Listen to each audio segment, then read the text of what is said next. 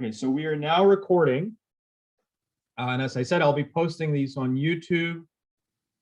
Usually the full-length video, and then sometimes I take out clips of just when I cover a specific topic that might be shorter. I post those, but I don't link them. So the only thing that I'm going to link is the full video. All right, so let's go ahead and let's get started. So I'm going to click on, so let's see.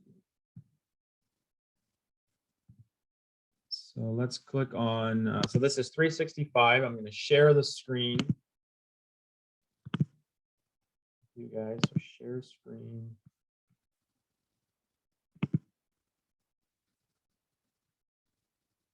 Okay. And then,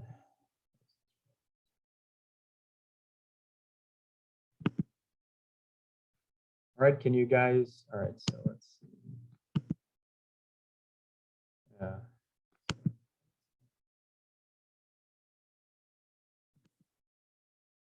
Sorry, I'm just trying to remember how to use this.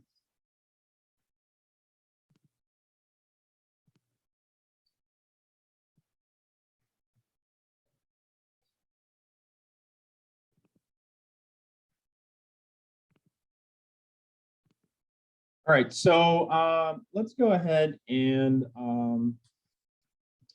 so you guys, I'm sharing the screen now, right? I'm sharing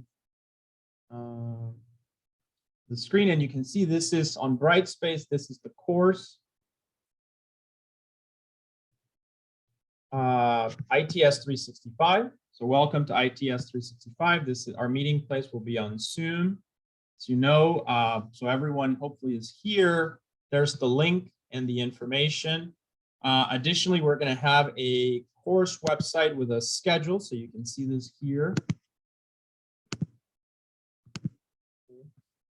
And then let me, so this is the information. I will be referencing this website often. As you can see, it's got a lot of relevant information about the course. One important thing is the calendar. Okay, so as you can see, I've updated it, spring 2022. Today is Monday, January the 10th, right? And basically you can see the content for this week. So these are just last week's videos, last semester's videos. And so, or last year's videos, I should say. But basically, I'll be covering a lot of this content.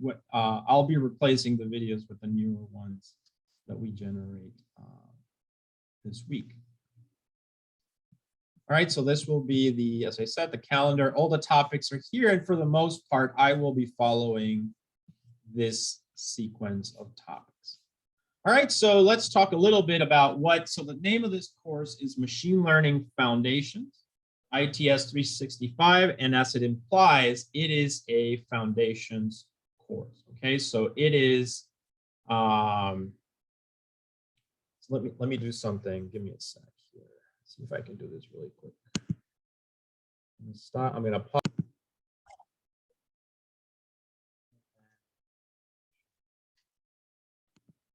Screen. There we go. All right, so. As I was saying, so this course is called Machine Learning Foundations, right? It's a 300 level course of the CIT major. And basically, it covers the topic of machine learning. So we have a course also, ITS 265, which is artificial intelligence. So artificial intelligence is a broader, it's the broader topic, if you will. A nice way of describing it that Professor Tae-Hoon Kim actually uses is that basically we're trying to build here intelligent systems, right? Systems that solve problems. The only difference is between like the approach in the general AI versus the machine learning approach is that in the broader AI, the human basically creates the models, right? So a human will go in and develop some kind of heuristics or intuitions and some kind of model right? And then applies it to solve a problem. Whereas in machine learning, you're still solving problems with models, but the model is not created 100% by the human. Instead, there's a general framework, right? And that general framework is used with some data to learn how to solve the problem. So that's really the difference. And I'll talk a little bit more about it, but generally speaking, that's actually a good way of looking at it, where the AI obviously, as a broader topic, tries to solve a problem with a model. Usually, and actually AI includes machine learning. So the broader topic is to solving the problem with a model, except that AI usually will focus mostly on the solutions that are created, the models created by humans. Whereas machine learning, as I said, you actually have a general framework, and then after that, using some data, you let the model learn how to solve the problem. So you can see how that can be more powerful. All right, so here's a formal definition, and I just want to, today I'm just kind of motivating what the course is about, giving you some definitions. Then in a second, we'll go into the syllabus and talk about what we will be doing, this semester. Please, if you have any questions at any time, just ask your question, or okay. So there's some questions. Sounds great. Okay, good. So yeah, so you can ask questions in the chat or just speak. Let me know. So I remember with Zoom it's kind of difficult because you're not seeing people. All right, so somebody's asking me, so an AI that can learn based off the model are stronger. So I'm not, I guess I'm not sure what you mean by your question. But what I'm saying is, when you want to solve a problem, you usually have some model that will solve the problem. AI just happens to be a more specific model created by a human. A person is more involved. So think of, for instance, the problem of chess, right? Playing chess. So that's a classic AI problem. People just develop a whole bunch of rules. They hired a lot of people that were chess masters. They created a lot of rules, and they took a long time to create this. They created ways of searching, binary trees, like from a data structures point of view. And then they created this model that could play chess better than chess masters. The machine learning approach would not have done it that way. Instead, it takes just a general framework that's obviously what you're going to learn about in this course. And then you give it a lot of data, and the data can be in real time over many periods, many years. And then the mechanism allows the model to learn on its own. So it's better in a sense because you're not limited by human experts coming in and trying to do things. Everything is based on learning kind of automatic. So that's the advantage.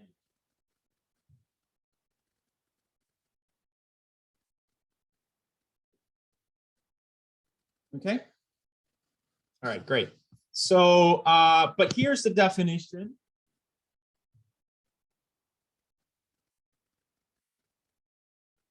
Just give me a sec here.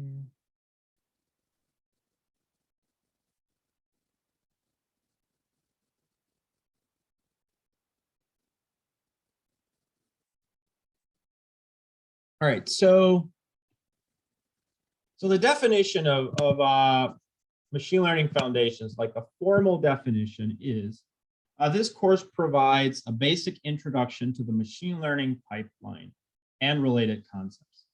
The topics covered include machine learning uses and applications. That's where we're going to start today. So today, we're going to look at just problems. Okay, so how do we take a problem, and then how do we start thinking about applying machine learning to it? Right. So that will be the very first intuition that we're going to try to get today. Obviously, data, as I said, is really important. So data sets. Close that. data sets, data set requirements, what is this data I'm talking about? Let me just see if there's any.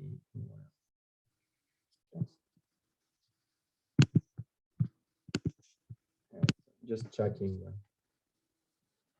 people coming in. All right, so so we'll talk about data sets and data requirements. So data is critical and key in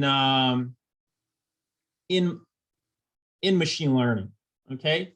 Then we have, of course, dealing with data. So data, what is called data pre-processing. So how do we take some raw data, whatever it is, imagine tweets from Twitter, videos from, your recordings, your YouTube videos, a lot of pictures from your phone, just text from the web, et cetera, and many other things, right? Information from sensors, et cetera. So how do we take that data? We need to pre-process it into a way that it's going to fit into the model. Then after that, we have something called data annotation. So we'll talk about that. So how do we assign meaning to data, right? Because it's not just enough to grab data off the internet. We kind of have to assign meaning to it, okay? We have validation of the data. That's really important to make sure that the data is correct. Data representation formats, okay? So that just means putting the data in specific ways, right? So that they're gonna fit into a machine learning model. So that's the key. Then we're gonna talk about something called features and feature representation and extraction. So that's, again, how do we take data like speech signals or images or text or whatever it is, really any abstract concept that you can think of, and extract valuable information that we can use for a model to learn on. All right, so this is actually a critical component. So we'll talk a little bit about that. The vector space model, this is just the standard way of representing data. Then after that, because this is a foundations course, we are basically going to look at all machine learning from the foundations, right? So that means looking at the algorithms, okay? So and you'll see that the algorithms, a lot of the time, most of the time, I would say students will say, you show them something that seemed pretty complex initially, and then they look at it, and after a while, they're like, is that it? Because it's really not that complex. Once you start to get a feel for what's going on, so we'll look at the algorithms, and usually these algorithms are not that complex, okay? So the algorithms usually will be around, the main part of the algorithm will be no more than 40 lines of code. Obviously, there are some very complex algorithms, but we won't, the very advanced ones, but the majority, 80% of them are pretty simple. They're pretty based on very basic ideas, okay? So traditional machine learning algorithms, we'll talk about those a lot. We will also talk about machine learning algorithms and programming. So this course we talk about algorithms. So we'll be using the standard language for data science, which is Python. So Python has become, probably one of the most important tools in computing in general, and certainly of the programming languages is extremely important. And you'll see the power of it. All the libraries that come into it. Today also, and on Wednesday, we will take a look at the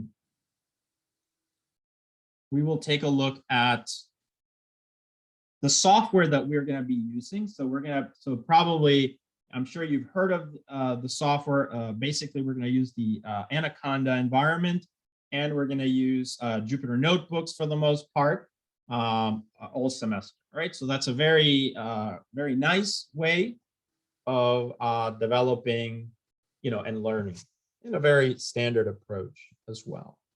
Let me just check. And again, guys, if you have any questions, just, ask your questions. So I know you're following along. Obviously, if you develop a machine learning algorithm, you need to have a way to determine if it's good or bad, right? So what, if you play sports and you hit a ball into some position, right? Out of 10 hits, how many are actually within the area, right? So you have some scoring, some accuracy measure or something along those lines. So obviously in machine learning, we need to have metrics to be able to evaluate performance. So that's going to be one of the key aspects in all of this. So machine learning evaluation methods are always a part of everything that we're doing in machine learning. Then I'm going to introduce, towards the second half of the semester, I will introduce the more advanced idea of deep learning. So I'm sure you guys have heard of it. Probably you've heard of neural networks at some point. And so that's going to be part of this class. You'll see that's actually pretty straightforward, but we'll look at the background. For this course, basically there are, on top of Anaconda and on top of Python and Jupyter notebooks, we have to think of the libraries that we would use. So we'll be using the standard libraries like NumPy, Pandas, and in particular, there are two libraries for deep learning. One is called PyTorch, and the other one is called TensorFlow. So TensorFlow is currently on version 2, and it uses a framework called the Keras framework. So for this course, for 365, we're actually going to use Keras. Keras is pretty easy, pretty straightforward, and as you'll see, it won't take more than 2 weeks or so for you to kind of master it. For the more advanced grad level classes that we have here, the applied machine learning and practical deep learning, those are courses with PyTorch, just because PyTorch is a more research focused, and those are graduate level courses, so a more research focused language. So, but for this course, 365, we'll just use the very easy Keras, and that should, and it builds naturally on top of, everything that we will learn in the class this semester. So that's deep learning towards the end of the semester. We'll talk a little bit about big data and what that means, and how we're talking about parallel computing. Parallel computing versus non-parallel computing. So that just means, how do you process data? All right, do I just process this one piece of data at a time in a second, or do I process 100 of these at a time in a second? Because I have multiple processors, or I have multiple processing units like graphics processing units, GPUs, etc. So I'll talk a little bit about that, although the focus of this course is not really big data necessarily, but I will discuss this. And then we'll talk about the different classifications of machine learning. So there's actually different ways of looking at machine learning depending on the problem. So there's supervised learning, unsupervised learning, sequential machine learning, reinforcement learning, transfer learning, all these kinds of things. So a lot of these topics I'll talk about, but in the beginning, I would say for the most part at this part of the course will be something called supervised learning, okay?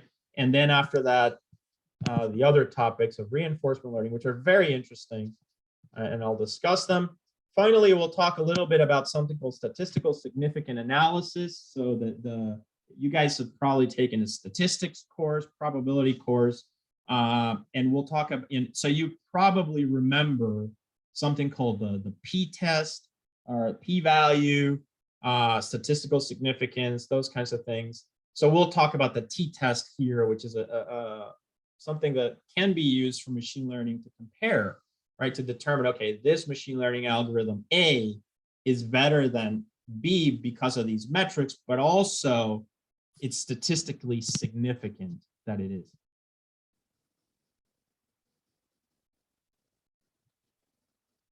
We will not be using any software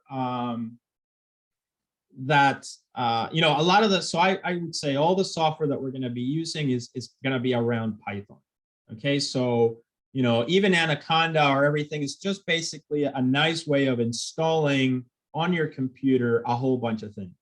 Okay, but really everything that we're going to be using in this course will be around Python. Okay, so no need for outside software. Python is exceptional for anything related to data science, and so we'll be doing all of that there, okay? But that's good that some of you have taken stats courses. That's great. All right, and then there will be some other special topics. Okay, so you can see here in this little graph, I have kind of laid out what is usually called the machine learning pipeline. Okay, all right, so take a second to look at it.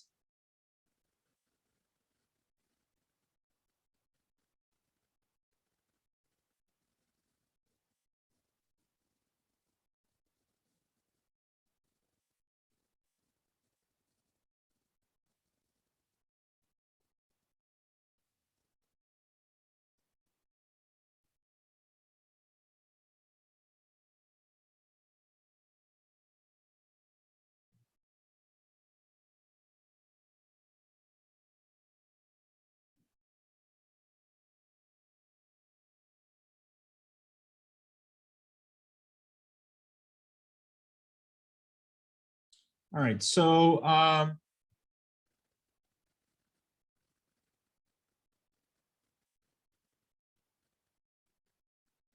right, so here, so as I said, this is the graph, and you can see the machine learning pipeline. Basically, this is what, you know, the whole process. Every time that you do machine learning, you would be doing this pipeline from beginning to end. Okay, from beginning to end. And of course, depending on the problem, some of these aspects would change. Some of these little boxes would be modified.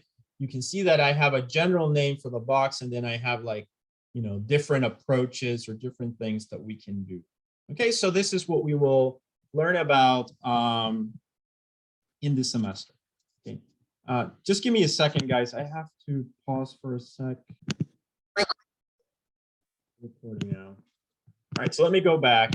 So let's take a minute here to look at this machine learning pipeline, right? So basically, what is the machine learning pipeline? Let's say that you want to tackle a problem, and the problem can be anything. Let's say that you know, you get hired in you know, agriculture business, and they have farms, and they're trying to spray the farms with chemicals, and they're using a combination of humans, drones, maybe crop dusting planes, you know, all kinds of things, right? So they might have a question for you. You know, they might say something like, "Hey, can you use AI to automate this process?" So obviously, one part of the automation might be, okay, you know, do we put cameras on the drones to take pictures of the plants to kind of tell us when it's time to, you know, fertilize it or whatever, you know, something like that.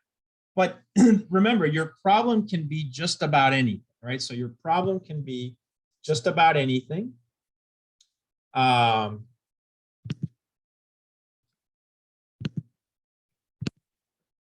problem can be just about anything, but you have to define it, okay? So as you can see here in the pipeline, the very first step of the machine learning pipeline is to identify the problem, okay? Once you identify the problem, you have to basically say, okay, this is the thing I'm trying to do. And then, because this is, remember, this is machine learning, you need data, okay? So let me here switch over to the whiteboard. You should be seeing the whiteboard now. And I just want to kind of, like I said before, I kind of want to draw this here. So I have, so hopefully you guys can see this. This is the whiteboard. You should be seeing the whiteboard. So the general field of AI, artificial intelligence, is there, right? And then within this area of artificial intelligence, there's going to be subsections.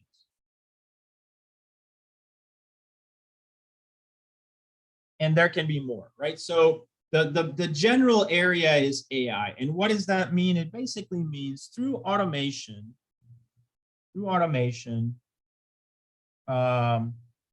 so basically through automation, you're going to solve a problem. Now, this is the general definition that we should have of machine learning, okay, guys? So basically, take, and literally I'm talking about any problem, okay? You want to analyze space data from the James Webb Telescope. You can apply machine learning AI in some way, right? Because at the end of the day, what is AI? AI is a human automated. Do you guys agree with that? Yes.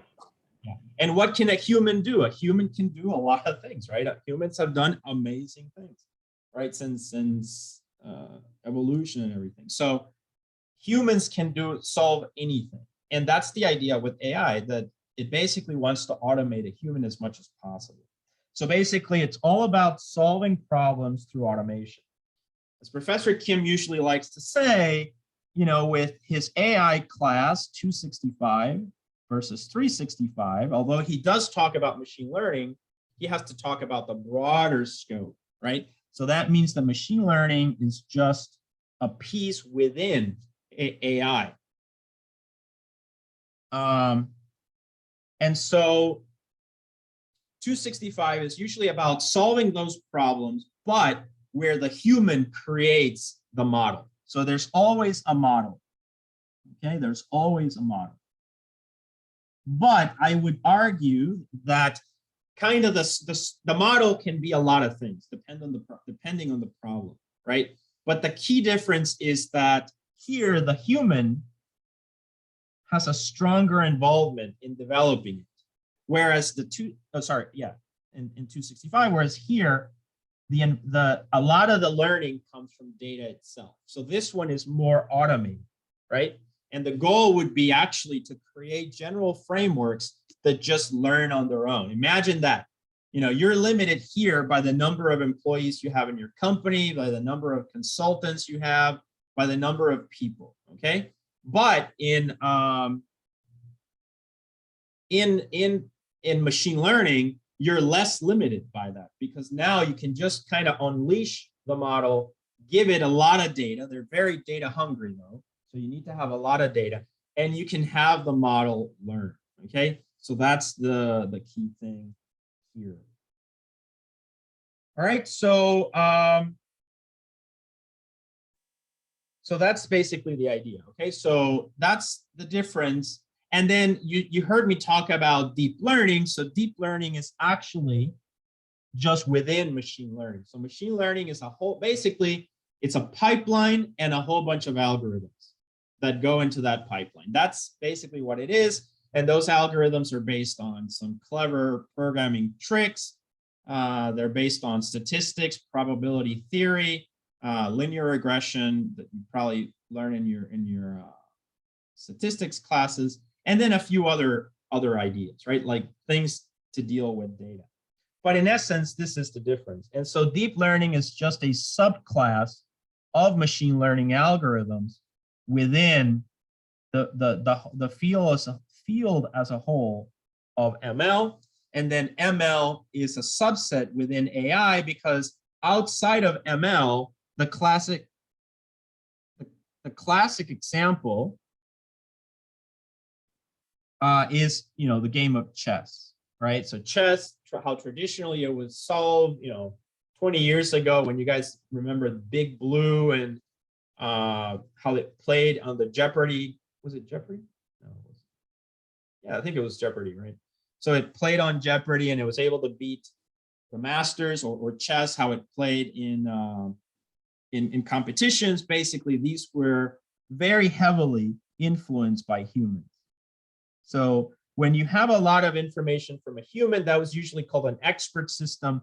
And basically, you have a whole bunch of rules, which you can think of it as if statements, basically. And the technical name for that is sometimes heuristic rules. Okay, so heuristic rules. All right, so that's basically this idea of AI and how ML is within that. Does this make sense? Are there any questions?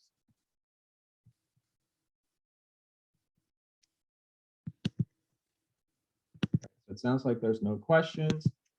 Let me go over here.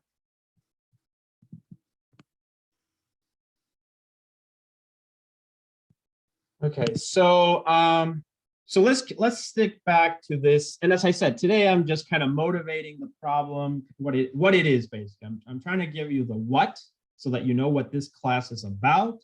And then obviously after that, we're going to go into the syllabus and talk a little bit, about that, just the general rules of the class.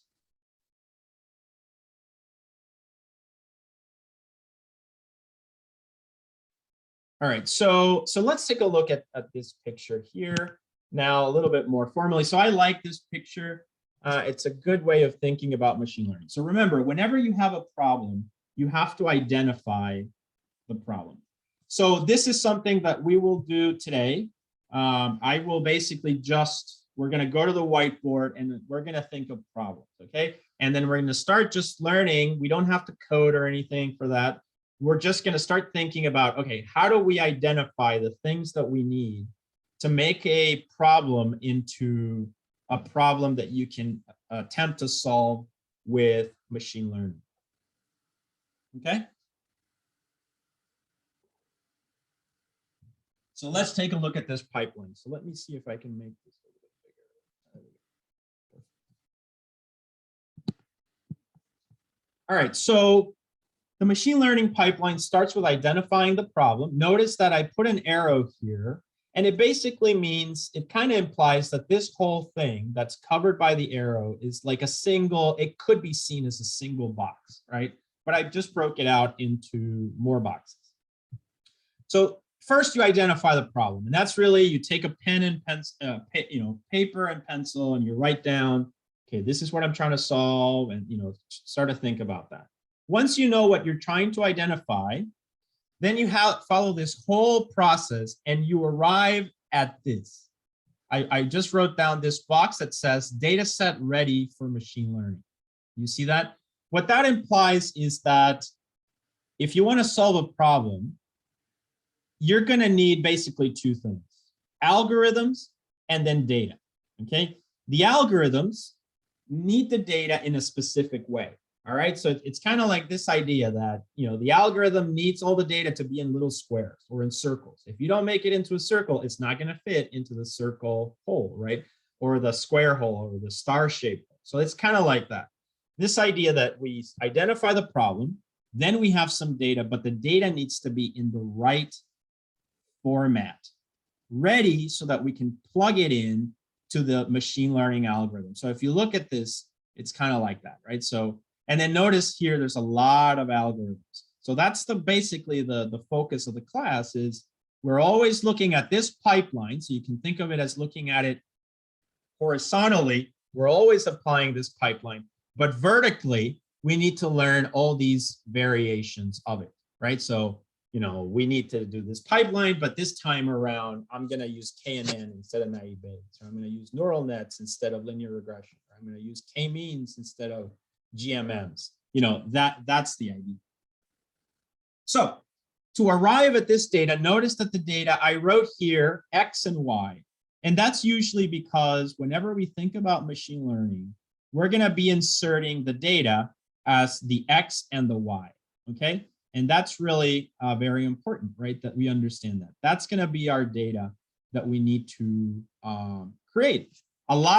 Pretty much the entire semester will be just that. Every problem, every week that we take, we're going to start with a problem. What do we want to do? We follow a specific process, all these steps, and then we arrive at X and Y. Once we have X and Y, we're going to then be ready to select a machine learning algorithm that's appropriate for the problem, and then then we get to the end of the machine learning algorithm. All right, so what are these steps, right? So now we need to define, if we want to go from identifying the problem to the last part of the data set ready for ML, what are all these steps? So the first step is obviously, after we identify the problem, we need to then, say, I need to collect some data. Now, when I say data, I mean it can be anything, all right? It can be a CSV file. It can be all the books from the Gutenberg library. It could be many videos from YouTube. all your pictures on your phone, anything, okay? And other things, other abstract things that I can't even think of right now. It could be car sensor data, airplane sensor data, weather data, you name it. So we need to collect this data, and this, it can come from social media. So we can use a web crawler to crawl the internet for pictures, for text, etc. That's usually called scraping the data. So you can imagine like you scrape up something off of the sidewalk, right? So you're going to scrape off data from the internet and then use that. That's usually a good medium to use because, or a good way of doing things, because there's a lot of data on the internet, right? So then we can get real, and it's usually real data of some kind. If we go to Twitter, for instance, we got a lot of tweets there of people saying things. Maybe they like a movie or they don't like a movie, right? Those kinds of things. Could be images also from the internet, from your phone, and just, the list is ... right? So there's a lot of information there. The next box is, once we've collected the data, right, we need to do what is called feature engineering. Now there's automatic ways of doing feature engineering. Deep learning has actually solved that somewhat, okay? So, but you can still do manual feature engineering. Before deep learning, before 2012, basically, or 2015, people were doing this completely manually. So we'll talk about that, but basically the definition is we need to take any data, whether it's text, images, etc., and now we need to convert it into the formats. Remember, a lot of this, basically, a lot of machine learning is basically running some data through a function and getting a new output, okay? A lot of it is that, and that's usually, mathematicians call that mapping, programmers would call it like transforming the data, etc., right? So it's basically a lot of transformations. You start with an original data set and you transform it. You map it, you clean it, you transform it. You guys see that? So run it through a function, get some output. Then that output goes to another function, get another output, and so on and so on. So you clean, map, transform. A lot of machine learning is literally that, okay? A lot of it. So that's why we're going to learn something called the vector space model. The vector space model, as it implies, is the one of the main ways of representing data. All right, sometimes called the VSM, etc. And I'm gonna start talking about this today. This will take a while for you guys to visualize, but eventually you'll definitely get it, and you'll see it's pretty simple. I mean, you might get it right away. Also, I'm not saying anything, but it's the first like real important abstract concept that we have to understand related to machine learning. Okay. Any questions so far, guys? All right, so feature engineering, as I said, is taking your data and extracting the things that are important, right? So so you might have a lot of data about reviewing movies, right? But then that data also includes that the person,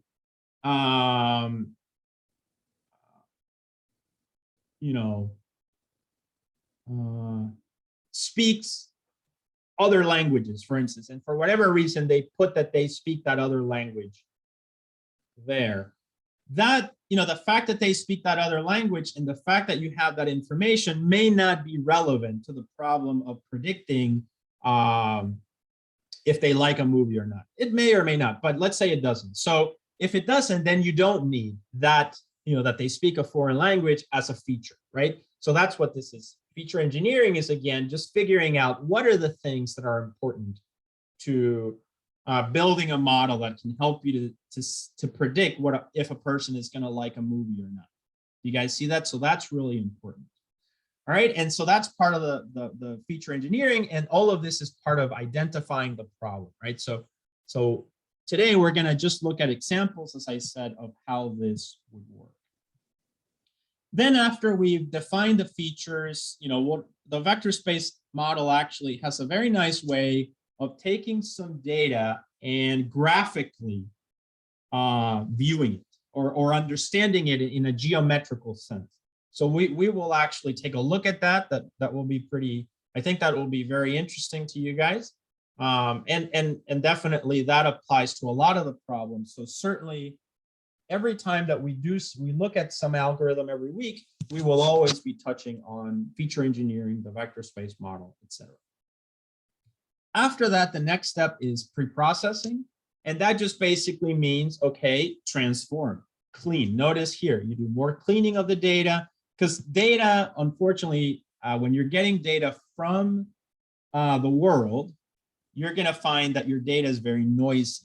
All right. So what that means is that there's a lot of noise in everything, even in my speech, right? So let's say I'm talking right now and you're recording this audio and then you want to use this audio for something. Well, there's going to be maybe a crackling sound in there, some static, etc. That's noise. That's actually something that's not relevant to understanding my semantic content, right? What I'm saying.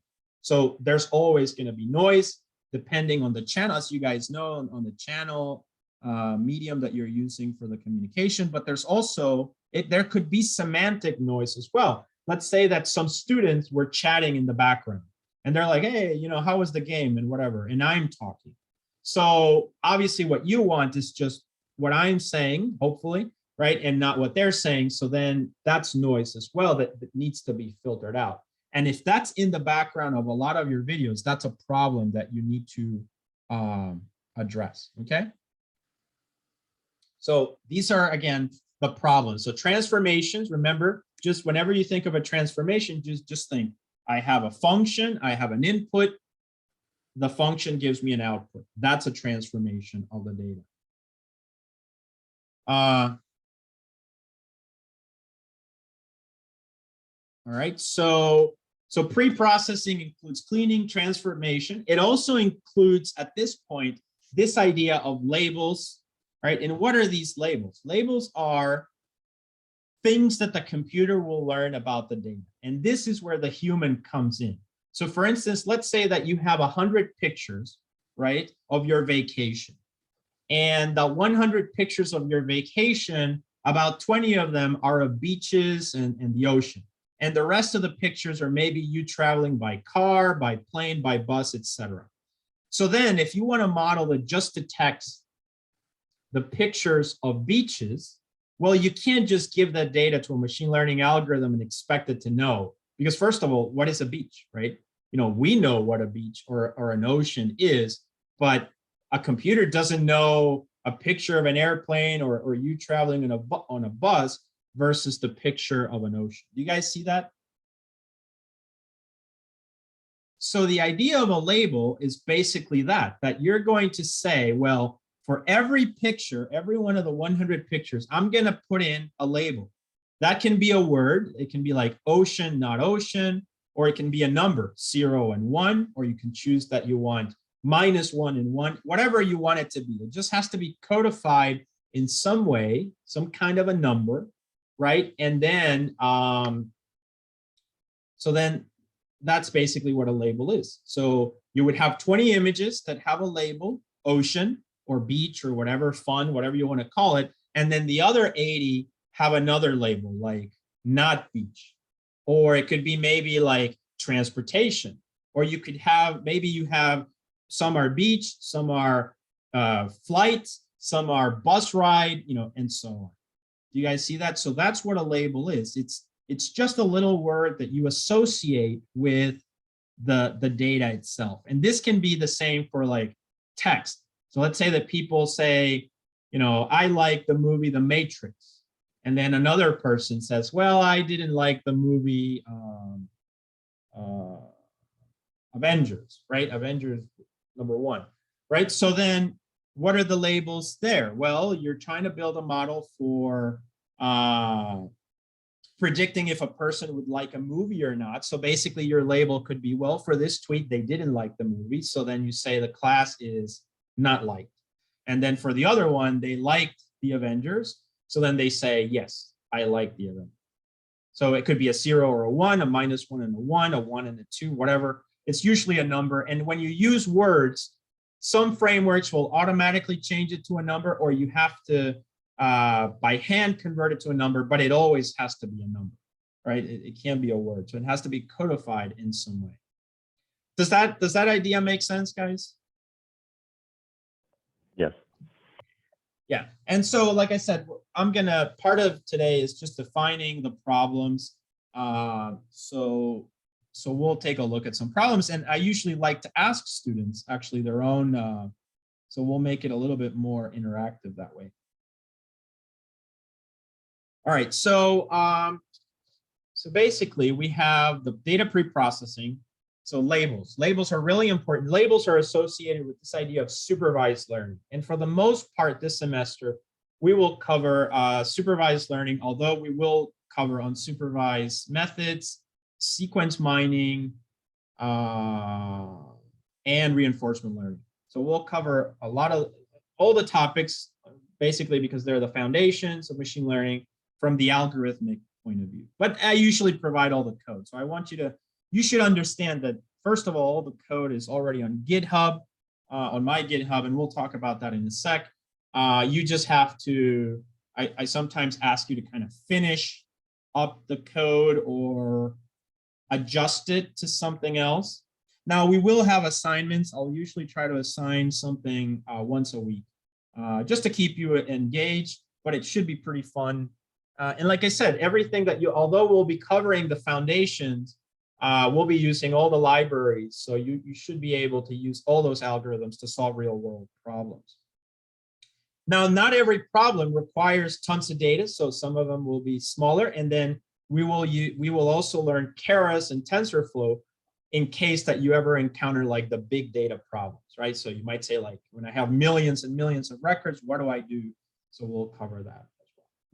But we'll take a look at that in a second. All right, one-hot encoding. This I'll skip for now. This is a slightly more advanced topic, so we don't need to understand it now, but that would happen in pre-processing. Then we have the next box is something called scaling, and that's also sometimes called normalizing, and that's really important. Notice here that I wrote important. All your data out. Basically, machine learning algorithms do a lot better when the data is scaled or normalized. And what that means is, think of the example, and let me for this actually switch over to the whiteboard again. All right, so you should be seeing the whiteboard here. All right. And like I said, a lot of these topics, I mean, I'll be repeating them a lot throughout the semester. But this idea of normalizing just basically means what? Let's say that you have data, right? Data about housing prices. So you're trying to predict if somebody is going to buy a house or not, right? So some of the features that you might have are the price of the house, right? And the house might range, let's say that you're in the medium to high range, so that a house might be 250,000, it could be 150,000, it could be 650,000, right? Depending on the area where you live. And also the square footage, right? So the square footage, I don't know, 10,000 might be like the highest, right? Square feet. And then from 0. You see that? But also, it might look at, for whatever reason, I don't know, I'm just making this up here, the number of windows the house has. For whatever reason, that's important, right? So, at most, the house will have, I don't know, 40 windows. Okay, so somewhere in that range. So these are ways that you're going to represent this housing data. And usually these are called features. So we're going to say F1, F2, ... Fn, because there can be n features. Okay, so what normalizing means is that, notice how the ranges are different. Do you guys see how the ranges are different? If we plotted this correctly, let's say that we try to imagine what this looks like. Well, the first one is really long, right? Because it goes all the way to 700,000. The next one is 10,000. So that's like much smaller, right? 10,000. You see that? How these are now these are proportional as we're viewing it. And then the last one from 0 to 40 would be very tiny, probably even smaller than that. Do you see that from 0 to 40? So if you're trying to plot data based on this, right, based on this graph, you know, which one of these three is going to win? Well, the one that has the bigger range, right? Because it's more dominant, right? So you can see much better the difference between two things in that range than you can between two things in this range. I mean, I can't even draw, you know, those two things actually almost look like one thing, right? Do you guys see that? So this difference, you know, let's say delta,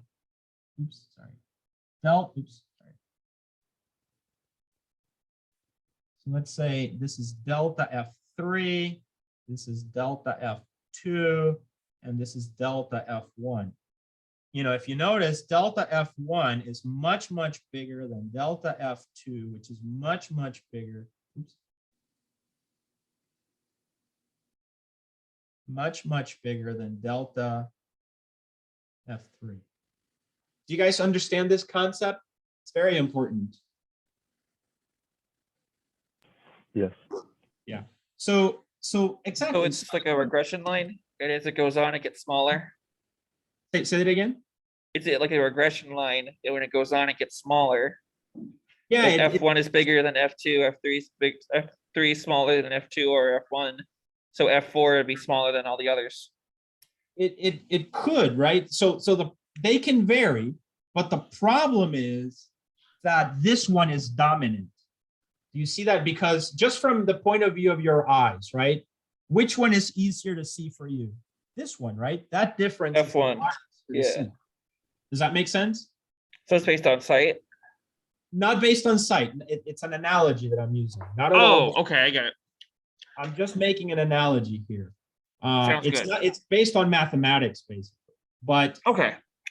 But if you're adding these now mathematically speaking, let's say that you're looking at these differences, right? Delta F1 A plus delta F1 B plus delta F1 C plus delta F3 A. You see what I'm saying now? These differences are a lot bigger. Like this would be like 40, let's say, 10, Okay. 20. This one is 0.001. There's more. What happens to those differences? They're gonna be lost in the process. Do you see that? Yes. Is this clear for everyone? Because this is an important concept. So that's why it's not good to do your data like this. Because as you start doing, imagine you take all these differences and somehow in your model, you just end up adding them. The one with the widest range is gonna end up completely dominating. So if you notice, this is gonna add up to what? 70. The other ones will add up to what? Like 0.001 or something. Do you see that? Or maybe 0.01, but still it's pretty tiny.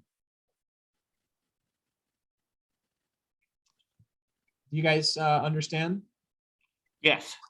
All right. So that's the idea that I'm trying to convey. I just want you to understand the intuition as to why you should normalize your data.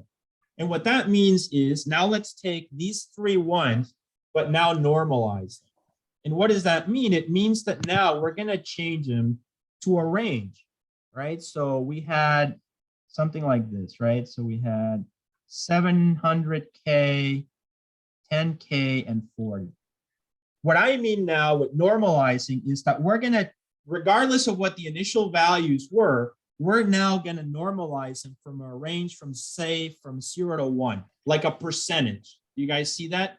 So we can represent, for instance, the way that we do it usually is that we take the max value, 700, right?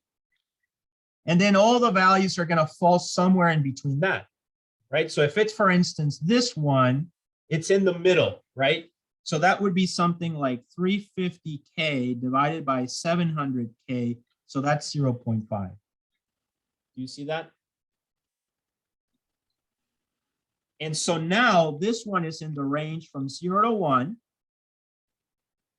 This one, the 10,000, is also in the range from 0 to 1. Let's say I have a value that is 7,500. What is 7,500 out of 10,000? 0.75, correct? And then the same applies from the one from 0 to 40. Let's say that we have a house that has 20 windows. That's 50%. We have a house that has 10 windows. That's 25% or 0.25. So now, whereas before we had a graph that looked like this, now our graph looks like that. You see that all the ranges are from, oops, sorry, 0 to 1, sorry, 1, 1, 1. So there is no dominant. When you do this idea of adding the values, right? You're no longer going to have a dominant feature over the other ones. All the values are going to be within the same range. And so the features will have equal importance, if you will. Is this concept clear, guys? Yes. Yep. No questions? All right. What's important a lot of the time in machine learning in this course, what's really important is understanding the why, the intuition, because a lot of the time I will just give you the code. I'll just say, okay, here's the code for normalizing. And there, these are the different ways of doing it based on your data, just use one. A lot of machine learning is basically, you can think of it as a toolbox. Imagine a toolbox and it's full of tools, except here it's like a whole bunch of code, right? So you just need to know which piece of code to apply, how to modify it a little bit. So because you're not really inventing new algorithms from scratch, you're always using the same set of no more than 40 or so, let's say no more than 100 algorithms, right? If you think of all the variants. So the code is there for you to use. What's important is understanding why. Why do I need to normalize my data? Sure, it's going to give me better results, but why? This is the why. So hopefully, mathematically, this made sense for you to understand that you don't want these delta differences of one feature to dominate over the other, if you think of your method. Surprisingly, machine learning is just a lot of addition and multiplication. It's very like algebra and geometry related. So it's very straightforward in the operations itself. Although underneath it uses calculus, we're not going to use calculus in this course. We might need to understand just a slight intuition of it, but not really much of it.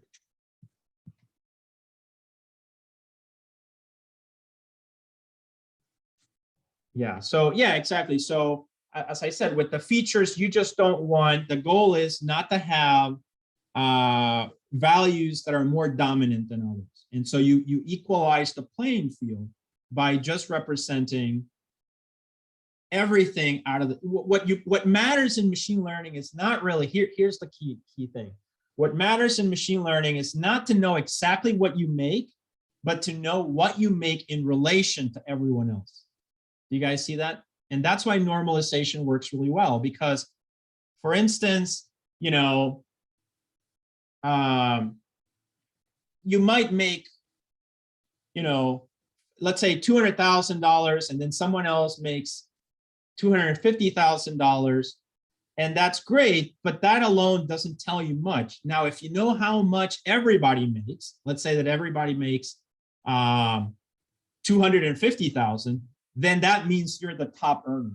So you're at the top, and that's something important because in relation to others, we know this. Or for instance, if you made those salaries, but the highest salaries of a lot of people are $600,000 for whatever reason, then you're actually not the top earners. You're in the lower end. And so that's what's important about machine learning. It's about comparing what you have to the other things, and not so much about knowing exactly what it is. And so that's why we can get away with just normalizing the data like this. Okay. So let's switch back to the little graph so I can just continue. As I said, this is just a pipeline, so this will we'll be repeating this process. All right, so the last thing I just talked about scaling, so hopefully that made sense. Then after that, we have the next box here, which says feature ranking and dimensionality reduction. That's another step. Let's say that now you saw how I identified those three features, right? Cost of the house, square footage, number of windows. I had three features that I identified. But let's say that I actually went crazy and identified 10,000 features. And just you know, at random, I kind of just list them out. I think these are the 10,000 features. Do you think that all of those 10,000 features have the same importance towards your problem? Or do you think that there might be some that might be more useful than others? What do you guys think? Some would definitely be more useful than others. Some will be more useful than others. Exactly. And that's the main idea with this, right? The main idea with feature ranking is about selecting some features and not using others. Or that's feature ranking. The other idea, dimensionality reduction, is again a transformation, which basically means I have 10,000 features, but you know what? I'm going to do some like magical transformations, you know, like equations and things, and I'm going to convert those 10,000 to just 20 features. I'm going to find a mechanism so I can now represent my data in a different way. And that's a more advanced topic. So certainly once we have more background, we will come back to it. Okay. But the intuition right now is, why is it helpful to, when you're training a model, to not use 10,000 features, but instead to just use 20? What do you think? What would be the advantage of that?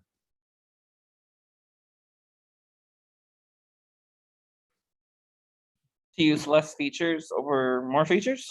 Yes. What could be the advantage of that? You could complete it quicker, complete the calculation Exactly. quicker. Perfect. Very good. Performance in machine learning is very important.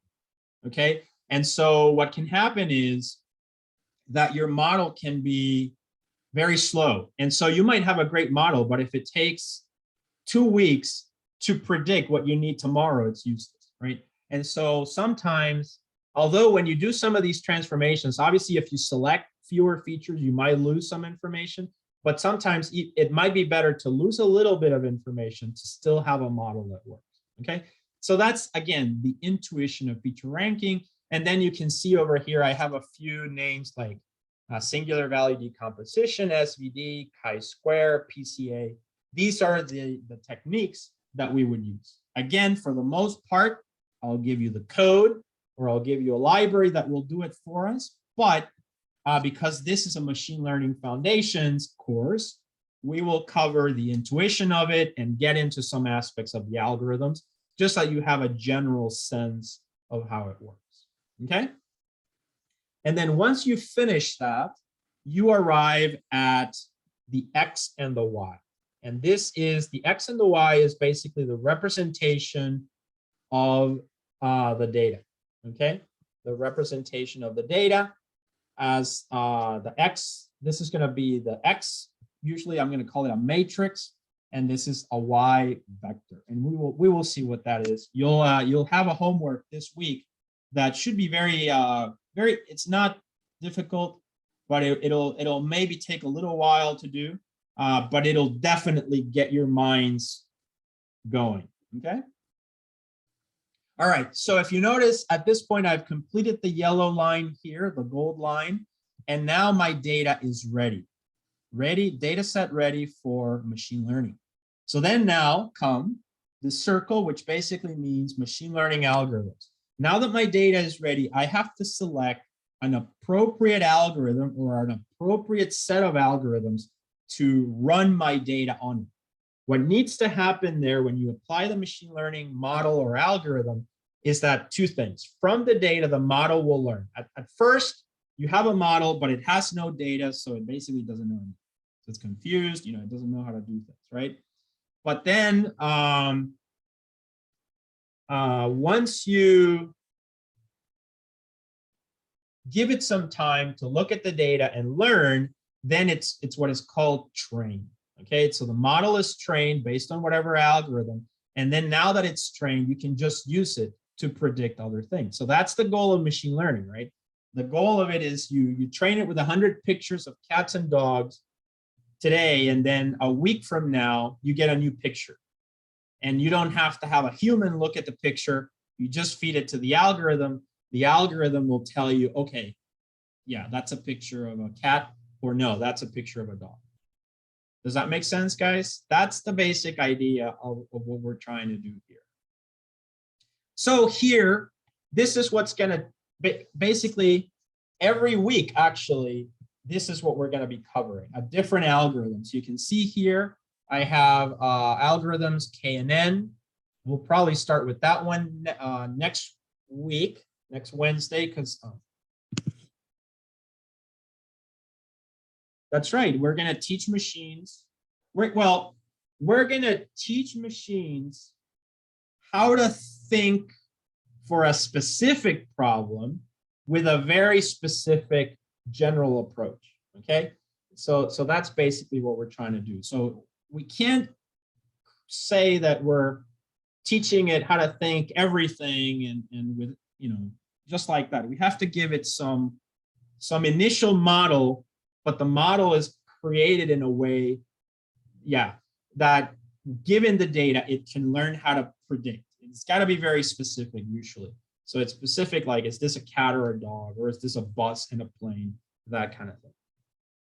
The algorithms are going to be, as I said, K&N naive Bayes, the perceptron, neural nets, deep neural nets, linear regression, logistic regression. So we'll talk about these every week, and I'll provide a code example and everything. And then also at the top here, we have Q-learning, HMMs, K-means, GMMs, etc. So all of these are pretty, I mean, you need to know them, right? So, and we're gonna take a look at them. So basically, let's say you chose one algorithm, K&N, you have your data. Now you train the model, and then you're gonna test that model on some other data that you left out, okay? You left out that data, and now you're gonna test it. So remember that for the thing that we're doing the most this semester, which is called supervised learning, we need to have what are called labels or the classes. So remember, if we have 100 pictures, we need to say, this is a picture of a cat, this is a picture of a dog. How do we say that? We can store it in various ways, right? One easy way is to just put the label in the name of the file. So if I have an image of a cat, I can say cat 37. Then another picture of a cat, cat 39, right? And then you guys, through your coding skills, can extract the name, right, from the file, and then you have your label. Just get rid of the number part. So that's kind of the approach, the easiest approach. Other people, the way that they will label, and again, I'm just using images because they're very intuitive, but actually this can apply to lots of things.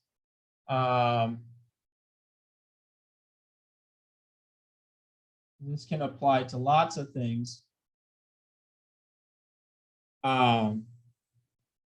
We can also put the images or whatever our data is in a folder. So let's say we have one folder and it's labeled cats, and then we have all of our cat pictures in it, and then we have another folder and that's labeled dogs, and inside of it we have all the dog pictures.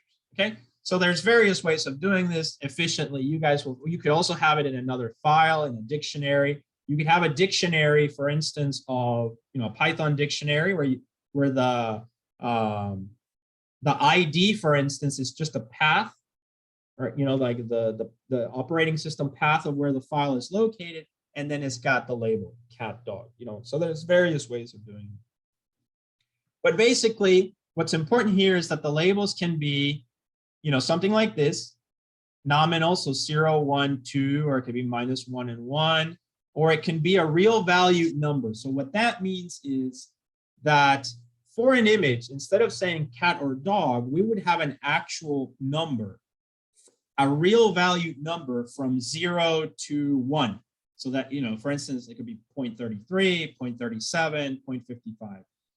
That kind of a problem is not it's not a classification problem. Is usually referred to as a linear regression problem. And what we're trying to do there, so for instance, let's say that you're trying to build a model to predict what the price of the house should be versus buy or sell the house, right? So that if the model is supposed to predict whether you buy or sell a house, that's a classification problem.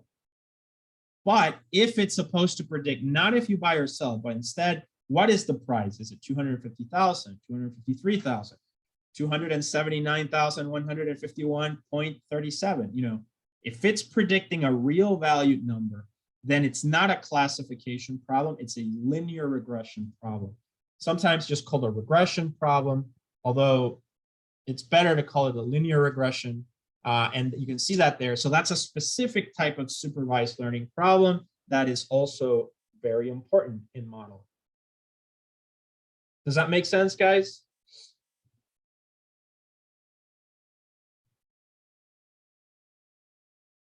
Yeah, all right, I'm not hearing any questions. Great.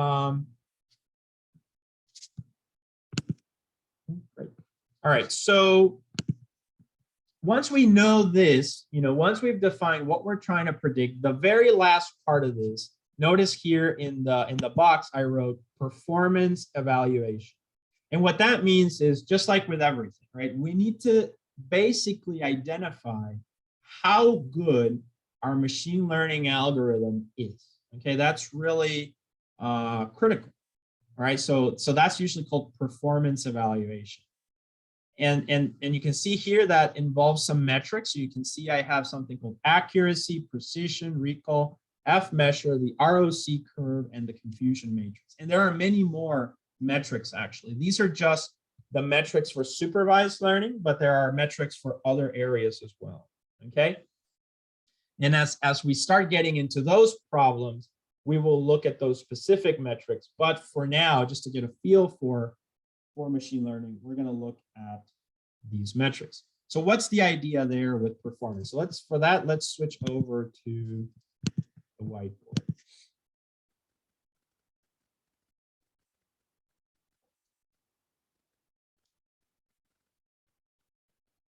Okay, so if we look at the whiteboard here,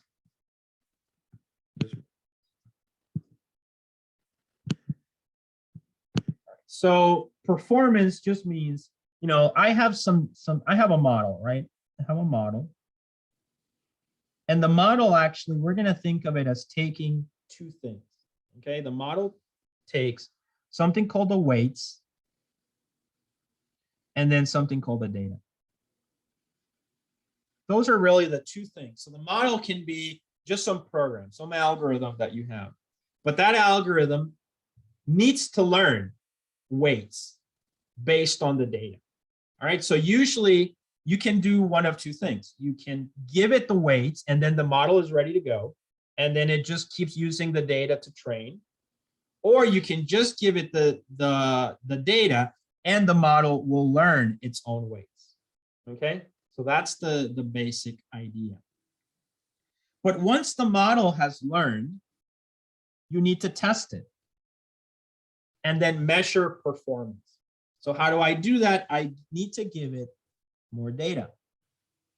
Now I'm going to run the model because it's learned these weights from the original data. And now I'm going to apply the model to another set of data and it's going to predict, right? So if I give it 20 pictures of cats and dogs, it should tell me, okay, I think, I'm going to say this is a cat. So let's say, I'm going to take an example. Sample 1, sample 2, sample 3, ... right? So the model says this is a cat, this is a cat, this is a dog. In real life, we know what the pictures were because we have the labels, we can look at them, and in fact, this was a cat, this was a dog, but this was a dog. That means the model got this one right, missed that one. You guys see that? So intuitively, we know, well, 2 out of 3. right? 2 out of 3 is the performance of my model. So here it's what, 66.66%. Does that make sense, guys? Yes. Yeah, and that's the simplest. Yeah, that's the simplest way to measure performance, but not necessarily the best way or the only way that you should consider. That's when I talk about performance, you know, we're going to get into all those details, of course, but you should understand that that's a simple intuition. Another important intuition is that this data and that data should be different. Okay, they should not be the same. So let's call this one data training and this one validation, okay, or testing sometimes. And what happens there is that if, let's say that you train the model on the T data, right? If you use that same T data to test it, then you're cheating basically. Because yeah, it learned from that data. It's seen that picture, that exact same picture it saw before, and it had the label. So usually models, the simplest thing that a model can do is just memorize the original data, okay? So, so that's what's really important there, okay? All right, so keep that in mind, that data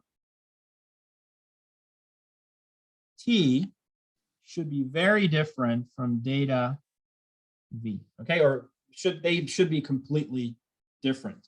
So usually what people do is that they will take all the data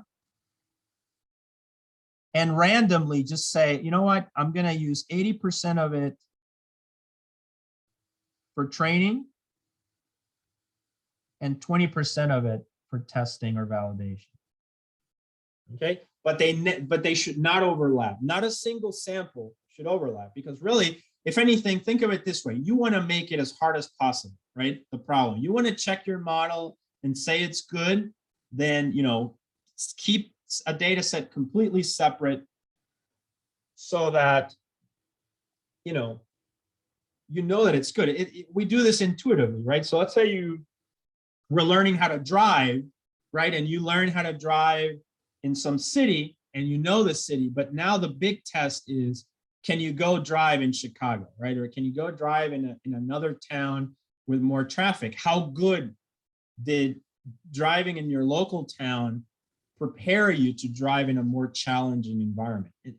In essence, how good was your training? Because the real world is going to be like that. Remember that there's going to be a lot of data in the world, right? In the world, there's a lot of data.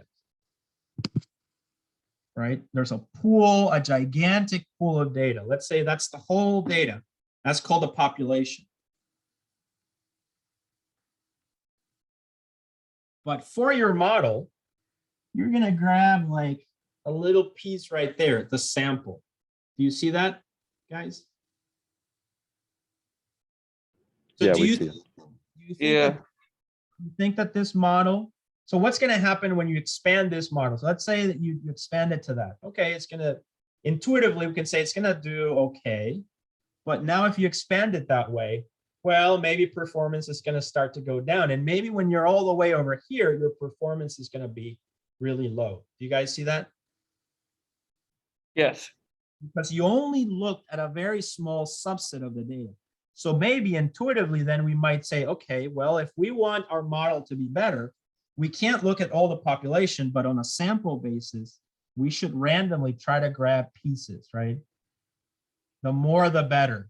So, and hopefully the model is going to become better and better and better so that it eventually learns, you know, you guys remember this from your statistics courses, right? The distribution of the data, right? Where is this data what's the distribution of it, so I can make a more general, because it's better to have a model. What would you rather have? Would you rather have a model that does really well just on that piece of data? Or would you rather have a model that doesn't do so well on this piece of data? Or actually, let me rephrase this.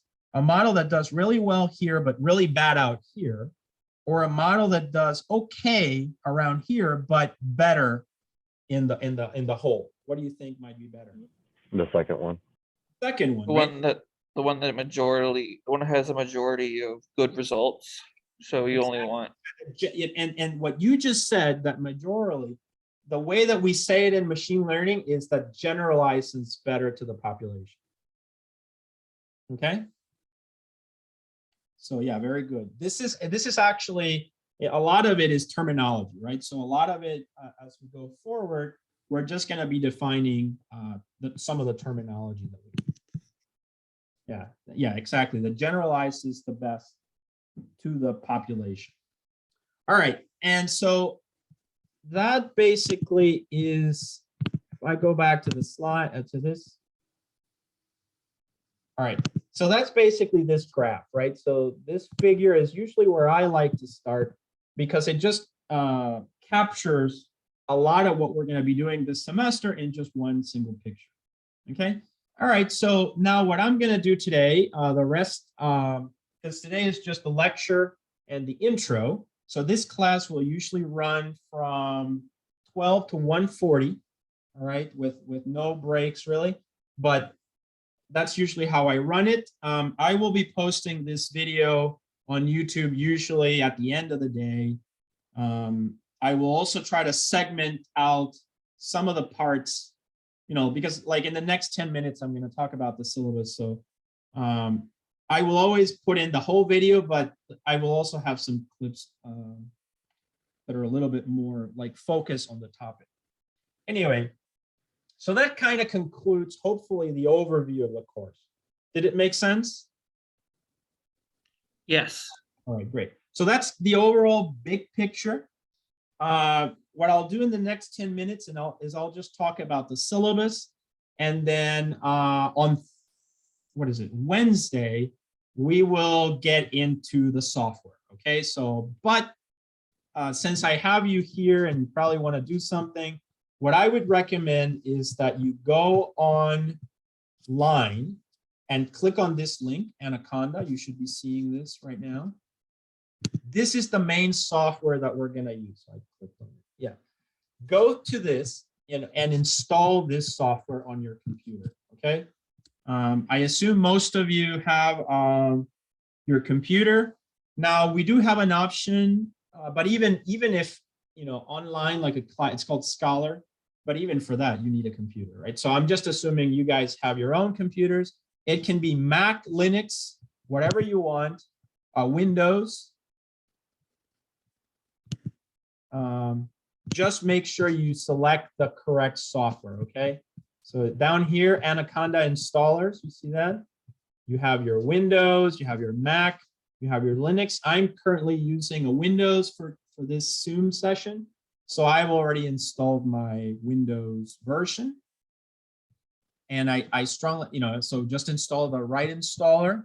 And then on Wednesday, I will be demoing a little bit of how Anaconda works. And then we're going to get started on the first assignment, which will include a few things. So let's go back actually to the calendar. All right, so as you can see, so today basically, this is kind of the introduction, the pipeline, which we just did. Then feature engineering problems. I will do this on Wednesday, which is basically, we're just going to take some problems. Let's say, and problems from you guys, right? So think of some things that you would like to solve with AI, and then bring them to class on Wednesday, and then we're going to have like a discussion. And on the whiteboard, we're just going to try to identify how we would, what do we need? What would the data look like? Where do we go for the data? That kind of thing. And then the other thing that we're going to do on Wednesday is I'm going to just have you dive in to Anaconda and Python and NumPy, right? So I assume you guys have some programming background. If you've never used Python, that's fine. But just on your own, you'll have to learn a little bit of it. I will assign a homework, which is basically, you can see this link here. It's called NumPy. And I already on my GitHub have a few NumPy exercises, right? So you're going to get into this. Basically, you're going to run through all of these exercises by hand. just to practice. I will do some of these in class on Wednesday, and then you're going to have a homework where you have a few problems. It might be like, I don't know, anywhere from like 5 to 10 problems. Some of them will be just, okay, like in words, how would you tackle this? Define some elements. And others will be about, using some of this NumPy code to solve little problems. Here, we're not really tackling machine learning as much as we're learning how to just manipulate data in Python, kind of to get going. But as I said, I'll talk about this on Wednesday. Just kind of giving you, if you want to get started, certainly install Anaconda, start reading through this. You can also look at these links from last semester or last year. They're pretty much what I will be doing on Wednesday. Does that make sense, guys? Are there any questions about that? Yeah, I understand. It's going to be Zoom. So as far as the instructions are, we're going to be using Zoom until January 31st, unless they say something like things have changed with the Omicron. At least until January 31st, yes. What do you mean? So just all classes or just this class? Or is like it by professor? all classes with other professors at the university, you mean? Yeah, I can't answer that question because every professor does it differently. Yeah, I guess so. But in our department, it's pretty much all of them, I think, or a lot of them. Gotcha. It Thank just, you. It just depends. I can't really say. All right. So the last thing, we have 4 minutes left. I'll kind of come back to some of this because there's certainly what I would recommend is go through this website. Okay, go through my website, look at all the links, become familiar with everything. And let's go back to Brightspace, actually, which I thought I had open. Oh, here it is. All right, so the thing that's important here on Brightspace is clicking on content, okay? So if you look in content, I already have laid out all the modules, okay, of everything that we're gonna be doing this semester. Obviously, I will modify some of this here and there. For now, all we have to worry about is the syllabus, all right? So here's the syllabus for Machine Learning Foundations, Spring 2022, so click on it. I don't really have to go through much of it, really. So I'll just go over the important things, right? So I've talked about the content already. And so a couple of things. One thing is you don't need to buy any books, okay? It's not necessary. I'm not requiring that you follow along with books. I'll provide all materials. However, if you want a book, I will recommend either Python Machine Learning by Sebastian Rashka. Just get the latest edition. There's also a nice book called Data Mining, Practical Machine Learning Tools and Techniques. You can take a look at that one if you want. Again, it's not required, and just get the latest edition. And there's another good one called Hands-on Machine Learning with Scikit-learn, Keras, and TensorFlow. And this one is by Aurélien Guéron, and it's a good book also. It's a great book, actually. So any of these books, if you want to have a book, go ahead and get it for your own reading, but I will not be following. I will not be requiring books. As far as prereqs, basically what I usually say is students should have programming, obviously. Python will be the language of choice. So if you've had Python, that's great, although that's not required. Programming up until data structures is very helpful. And then a statistics course that includes some probability, p-values and that kind of stuff, and just general concepts of probability. And then also linear regression, that you covered a little bit of linear regression. I usually explain all that, but certainly those are standard background. All right, so I talked about the books. These are the topics. As far as the grading is concerned, you can see there will be one exam, the midterm, one final exam. There will be a project, which is worth 20% of your grade, and then lab assignments or homework assignments. That's 40%, okay? And we'll start our first assignment, as you will see, on this week. You need to submit your assignments only on Brightspace, not emailed. Usually what I want is a report, okay? You can zip your code and put it in a zip file, but usually I need to see a PDF or a Word document that creates a little report with your screenshots. I need evidence that your code ran, that you were able to solve the problem. A lot of the time you need to report the metric, right? So you'll need to tell me, yeah, my accuracy was 70%. So I need, that is a way that I know that it worked for you. Is that clear, guys? Yes. So very important. Please do not email me homework. It just makes it impossible for me, especially in this, like this, it's even harder. You need to submit on time. Brightspace, you usually get a week. So if the homework is assigned on Thursday, then it'll be due the following Thursday by 10 p.m. But I leave it open until Saturday. So it gives you like a soft deadline and a hard deadline. And please submit the report. I need to see the report. Don't put it in the zip file, because usually the reports are good enough that I don't have to look at the code files, but the code files help you in case I don't find what I'm looking for in the report.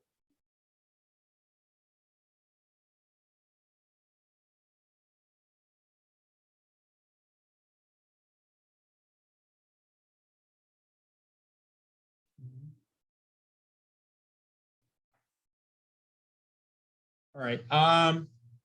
Yeah, so that's the grading. And then just read through the rest of this, okay? Read through the rest of that. And then this is, you know, like the calendar, these are just some of the topics, okay? So that's basically it. So we covered a little bit of the syllabus, and we covered hopefully the what this class is. So hopefully, I love machine learning. So these classes certainly are very fun for me. Foundations is a course that I thought to have included in the curriculum, because it gives you a lot of the background, I think, so that you have a good, you know, the idea is that machine learning should not be a mystery to you. Okay, that's basically it. It's at the end of the semester, you may not remember everything, or you may not out of memory be able to do things, but you know where to get it, you know, either from a book, from a GitHub, from my GitHub, your own GitHub, and certainly you understand all the concepts. You understand why, the whys, and how they work, and that's just going to make you much better at solving your AI related problems. Okay, so that's basically it for today. I'm going to pause the recording.